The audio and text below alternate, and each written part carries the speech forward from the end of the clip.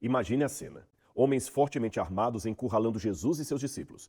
Enquanto Pedro decepava a orelha de um dos perseguidores e tantos seguidores de Jesus fugiam desesperados, uma figura, no mínimo curiosa e engraçada, é mencionada no Evangelho de Marcos. A Bíblia diz que um jovem que vestia apenas um lençol de linho fugiu deixando as vestes para trás, enquanto os soldados tentavam inutilmente prendê-lo. Afinal, quem era esse jovem? E por qual motivo essa história tão pitoresca está registrada apenas em Marcos e não nos demais evangelhos? Se você ainda não tinha reparado, cada um dos 4 evangelhos possui a sua própria particularidade. E eu ensino mais sobre isso no módulo sobre os evangelhos sinóticos dentro da plataforma A Bíblia Comentada. E se você quer entender melhor o Novo Testamento como nunca antes, eu sugiro que você se inscreva o mais rápido possível. Sabe por quê? Nós estamos lançando uma nova aula exclusiva para todos os nossos alunos, isso todas as semanas, uma vez por semana. Então abaixo você encontra o link do nosso site. É só clicar e saber mais informações. Eu aguardo você. Quando ele chegou, já tinha vários problemas ali que estavam tendo, que Davi tem uma renca de filhos. E cada um pior do que o outro. O caráter de um pior do que o outro. Esse Absalão, que era irmão de Adonias, ele morreu porque ele já tinha tentado usurpar o trono e tomar o trono do próprio pai. Ele morreu agarrado pelos cabelos e alguém foi lá e meteu a espada nele. Só que Davi chorou copiosamente, porque foi tão sério o golpe de estado que Absalão deu, que Davi teve que sair de Jerusalém e ficar refugiado. Ele saiu uma época, depois que ele voltou. Sim. O Absalão, por sua vez, matou o próprio irmão porque tinha violentado a própria irmã, meio-irmão. Então você vê quanto... Uma loucura, bagunça. Nossa, é uma família terrível, né? A família real britânica perde feio pra eles. Os Windsors ficam bonzinhos perto deles aqui, né? Então, o que acontece? Eu tô falando isso porque lá em Londres você tem a igreja de... Não vou lembrar agora onde a princesa Diana foi velada lá, Westminster, Catedral de Westminster, e tem um lugar lá no fundo que tem vários túmulos de pessoas da família real, mas é cada história macabra, de um que matou o outro, que foi veneno. Tem um túmulo lá que é o pai, a mãe e as criancinhas foram todos mortos pelo tio que queria brigar pelo trono. Então a família de Davi era pior ainda do que isso, né? Imagina as maldições hereditárias, os problemas que tinham aí. Quando Salomão chegou, Salomão era jovem ainda, tinha um ministro, tinha um sacerdote, o sacerdócio estava dividido, tanto é que você tem um sacerdote que vai lá ungir o Adonias, tinha outros talvez brigando pelo poder e tinha a ameaça dos grupos de fora, de grupos porque Davi permitiu que ficassem em Israel muitos estrangeiros vivendo, e era um perigo isso. A ideia que a Bíblia fala era para eliminar esse pessoal, não deixá-los morar ali, porque eles trariam os seus hábitos pagãos consigo. Você sabe que o Egito caiu uma vez em desgraça porque deixou um grupo muito grande de estrangeiros, Ixos, dominarem o Egito? Eles foram entrando para o Egito. E o faraó deixou. Eles foram tomando conta da terra do Nilo. Deixa, eles são trabalhadores, foram ficando no Nilo. Quando os Ixos estavam numerosos ali no Egito, eles derrubaram o faraó, tiraram o faraó do poder, e pouca gente sabe isso. Durante 2 dinastias, a 16ª e a 17ª dinastia, não houve faraó egípcio no Egito. O faraó era asiático. O faraó era semita. Provavelmente na época de José, a gente comentou isso, José vai nessa época. O Egito perdeu o poder porque deixou os estrangeiros dominarem ali. Isso podia acontecer também. Eles não eliminaram, então tinha aquele grupo ali. Então quando Salomão entrou, era muita gente querendo o queijo. E ele tinha que administrar tudo isso com muita cautela. Então ele precisava de um bom conselheiro ali e confiar em quem também. Daí que depois a gente vai falar sobre isso, onde ele vai pedir a Deus a sabedoria, porque estava difícil confiar em alguém. Caraca, então tudo isso que ele fez até agora foi sem sabedoria. Ele é um cara muito inteligente. Quando eu falo sabedoria, tipo assim, pela bênção divina. Então vamos entrar nessa parte, porque um pouco antes disso aconteceu algo que pouca gente sabe também. Olha só, ao assumir o reinado, o casamento de Salomão com a filha de Faraó. Caraca, o cara casou com a filha de Faraó, cara. Você sabe disso? Não. É uma das, né? Mas assim, casou com a filha de Faraó. Salomão casa com a princesa do Egito.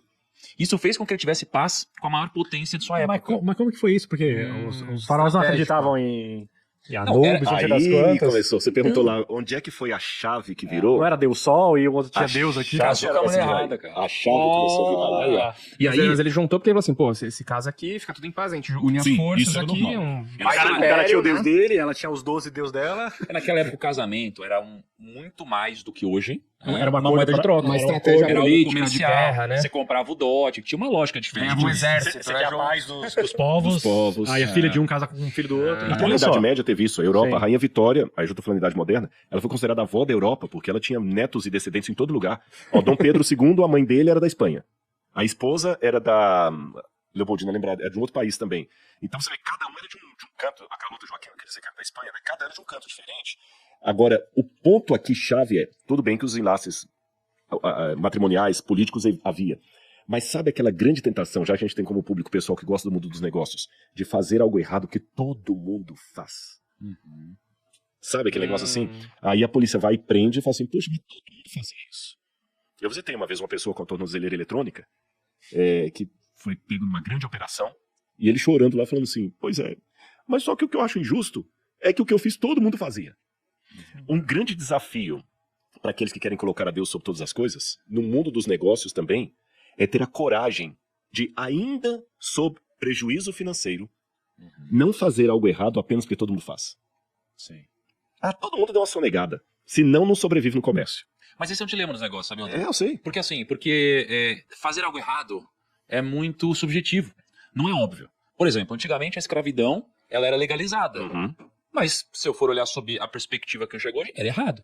Né? E então tem coisas que são erradas, mas são legais, e o contrário também. Então, o que é algo errado? Né? Depende muito do seu julgamento, mas também das leis. Então, por isso que eu acho que não é tão óbvio assim. Né? Mas, obviamente, eu acho que na minha opinião, o que é errado tem mais a ver com o que é imoral, o que é antiético, do que o que vai contra as leis. Porque se eu for olhar sobre a regra das leis, cara, no mundo corporativo, cada acordo que a gente às vezes tem que fazer, né, assim... Fora que as leis mudam sempre, né? Então, tipo, tudo que aconteceu de 2000 pra trás tá tudo errado. Mas assim, deixa-me ser... Às vezes você tem que cometer erros por fazer as coisas corretamente legais. É bizarro, cara. Deixa eu dar um exemplo e insistindo num ponto.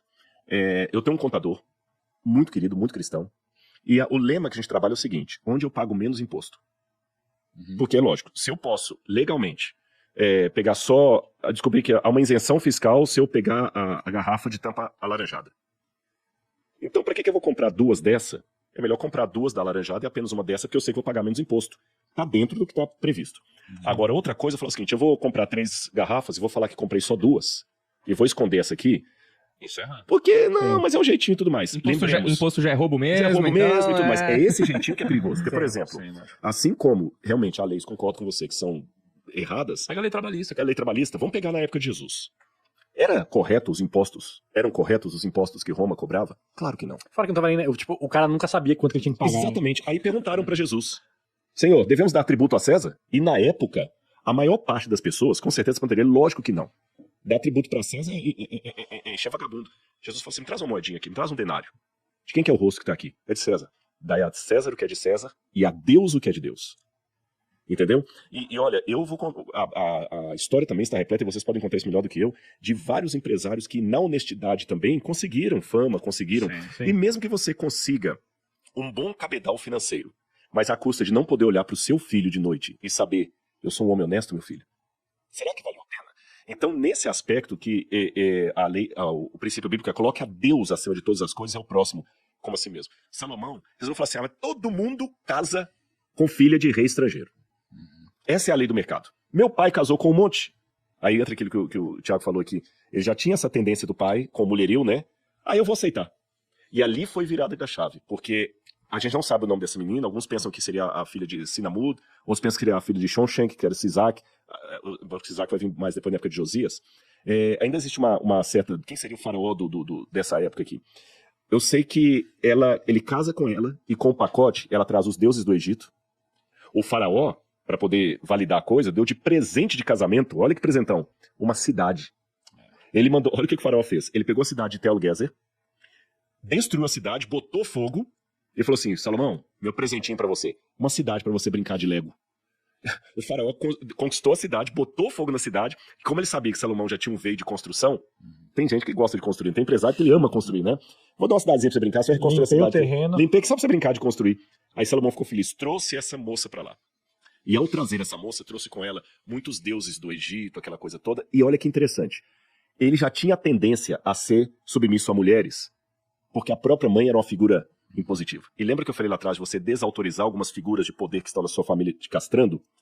Ele, no momento, ele enfrentou a mãe. Ele desautorizou a mãe e não pecou contra Deus. No caso do Adonias lá, lembra que eu contei? Mas aí agora, ele pega e cede para a esposa. Às vezes, a tendência, isso é uma coisa que tem que tomar cuidado, que a tendência, às vezes ela tá dentro de mim, ela pode não me pegar de um jeito, mas ela vem por outras vias. Então a gente tem que estar atento contra aquelas tendências que às vezes assim, não, eu não vou beber, mas eu começo a fumar. Ela me pega por outro vio. E aí ele começou a cair, e com ela veio outra, até virar essas 1000 mulheres na vida dele, cada uma trazendo a sua divindade. E Israel caiu numa situação tão deplorável, Mas calma que eu vou chegar lá. terrível, terrível, por causa desses casamentos dele.